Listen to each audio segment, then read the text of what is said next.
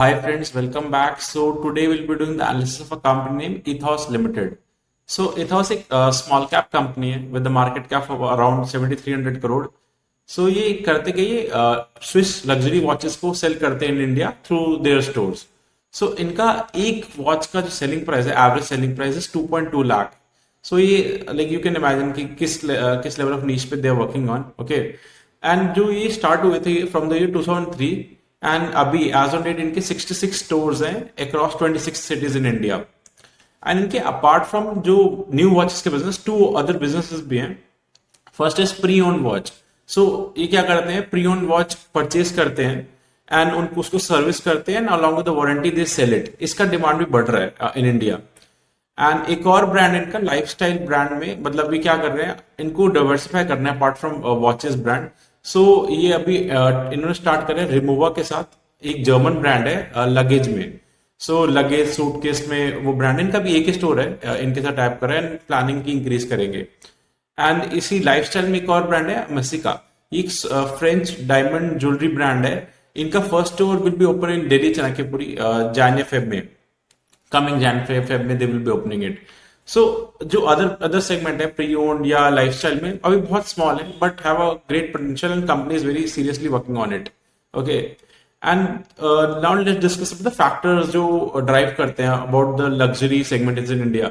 The first is the HNIs का growth, high net worth individuals. Because जितना richness या per capita income बढ़ेगा इन लोगों का, उतना ज्यादा लग्जरी की तरफ they spend more. Okay. And India में this trend is growing. And the second is as people are getting to know कि हमें same level of like trust है, like जो Swiss brand का they can get through the Ethos type of stores में, and also they can get all the brands in India also. So people are buying from here rather than Europe से लेने के लिए. So yeah, that was it about the company. Now let's discuss about the Q1 FY25 के numbers. So let's first discuss about the brief about this quarter. So like every company जो हमने discuss करा, सबको election heatwave का impact हुआ, same with this one. So extreme weather condition की वजह से जो इनके क्लाइंट्स थे वो हॉलीडेज पे गए थे as per the company, and वो lesser walk in in the floor in the store. And second is जो इलेक्शंस के रीजन से क्या होता है कि 50,000 ज्यादा कैश कैरी नहीं कर सकते. सो इनका जो अंडर 2 लाख का सेगमेंट है, बिकॉज 2 लाख एंड बियॉन्ड तो आप कैश पे डील कर नहीं सकते. सो अंडर 2 लाख वाला सेगमेंट मेजर हिट हुआ. To give you context, जो 1 लाख से अबव वॉचेस है उसका वॉल्यूम ग्रू 2%, बट जो 2.5 लाख से अबव का है जहां पे कैश पे डीलिंग नहीं होता, दैट ग्रू 9.5%. सो क्लियरली वो इम्पैक्ट हुआ था इनको. एंड द थर्ड इज जो लेसर वेडिंग डेज थे this quarter. So as we also discuss this in jewellery sector के एनालिसिस में, सो इनको भी इम्पैक्ट हुआ because people give these luxury watches in weddings also. And the last point is जो Switzerland से they source their watches, so वहां पे natural calamity and extreme weather conditions थे, बिकॉज ऑफ विच वहां से सोर्सिंग में भी इशू आया. सो ऑल इन ऑल ये टफ क्वार्टर था इनके लिए. Now let's go through the numbers. So इनका जो सेल्स ग्रू हुआ वो 18.8% था year on year. Last quarter same, last year same quarter versus this year के क्वार्टर्स. ओके. एंड इनका जो वॉल्यूम का ग्रोथ था वो कम था, इनका वैल्यू ग्रोथ ज्यादा हुआ. So what does it mean कि इन्होंने नंबर ऑफ वॉचेस तो कम बेची, बट जो बेची वो महंगे प्राइसेस पे बेचे हैं, तब इनका एवरेज सेलिंग प्राइस बढ़ा. सो इनका एवरेज सेलिंग प्राइस जो लास्ट ईयर था सेम क्वार्टर में, दैट वाज अराउंड 44,000, एंड इस बार इनका 2.2 लाख था. इसका रीजन ये भी है, कंपनी पहले जो इनका जो 50,000 से कम वाली वॉचेस थे उनका फोकस इन्होंने हटा दिया था, एंड इस बार इन्होंने 1 लाख से कम वॉचेस को भी इन्होंने फोकस से आउट कर दिया. अभी 1 लाख से ऊपर की वॉचेस पे मेन टारगेट कर रहे हैं. सो दैट्स व्हाई इनका ASP इतना ज्यादा बढ़ा. सो इनका मेजर ग्रोथ ही वैल्यू से आया, मतलब वॉचेस तो कम सेल हुई है इन क्वांटिटी. रीजन ये भी था कि वो इलेक्शन के चक्कर में वो जो लोअर सेगमेंट था उस पर फोकस नहीं कर पाए लोग. ओके. एंड इनको जो same store sales growth metrics है जो हम हर रिटेल कंपनी में बात करते हैं, सो वो आया 12.3%. सो इसका मीनिंग क्या है कि जो इनका जो ग्रोथ आ रहा है वो खाली नए स्टोर्स ऐड करके नहीं आ रहा, पुराने stores are also performing well. मतलब कि जो लास्ट ईयर जो अगर सेम स्टोर्स थे वर्सेस उन्हीं स्टोर्स का दिस ईयर का ग्रोथ वो 12.3% है. Okay. Now let's discuss the PAT का जो प्रॉफिट आफ्टर टैक्स का ग्रोथ है वो 25.6% था this quarter. So sales grew करा 18% से और पैट ग्रू करा 25% से. सो इसका मतलब कि मार्जिन बढ़े हैं आपके. ऐसे कैसे हुआ? क्योंकि कंपनी जो है एक्सक्लूसिव ब्रांड्स टाइप्स पे ज्यादा फोकस कर रही है अब। उसमें क्या होता है कि मतलब जो एक्सक्लूसिव ब्रांड में कि अगर जो जिसका टाइप हो आपका, वो खाली आपके थ्रू ही सेल कर सकता है, ब्रांड और कहीं नहीं कर सकता, तो उधर उनके मार्जिन हाई होते हैं। और कंपनी का प्लान है कि मोर एक्सक्लूसिव ब्रांड टाइप्स करें।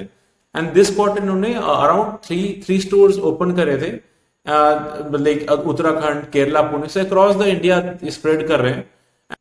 सो डिस्पाइट जो भी चैलेंजेस थे इन दिस क्वार्टर जो कंपनी को थे, डिस्पाइट दैट कंपनी ने perform really well in the Q1 numbers, मतलब इतने सब इश्यूज के बाद भी। So now let's move to the guidance front. So company का जो लॉन्ग टर्म गाइडेंस है ग्रोथ का, वो 20 से 25% का इनका विजन है।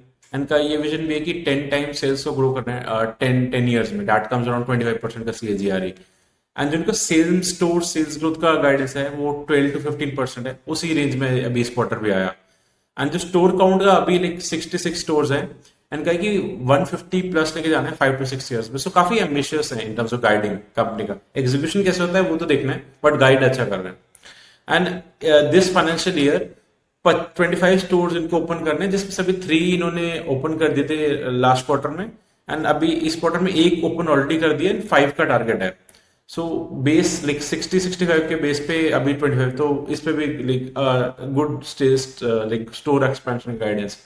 एंड जो अभी लाइक जुलाई जैसे हो गया, स्टार्ट हो गया था, सो व्हेन जब भी कॉन्कल हुआ, सो जुलाई में जो जो ऑलरेडी इशू जो हम बात कर रहे थे अप्रैल में, जून में, हीट वेव, इलेक्शन, एवरीथिंग, वो सब कोई इशू नहीं था कंपनी को। So that's why company set कि हमने पूरा बहुत ग्रेटफुली बाउंस बैक करा। सो हमें ईयर ऑन ईयर सेल्स को 28% दिखा है दिस क्वार्टर में, एंड कोई इशू नहीं रहा। So this is something company set कि अब अच्छा आना चाहिए this quarter. So let's see, मतलब गाइड नहीं करा एग्जैक्ट नंबर्स, बट अपना पता जुलाई में हमें कोई इशूज नहीं है, सो नंबर्स बाउंस बैक कर गए।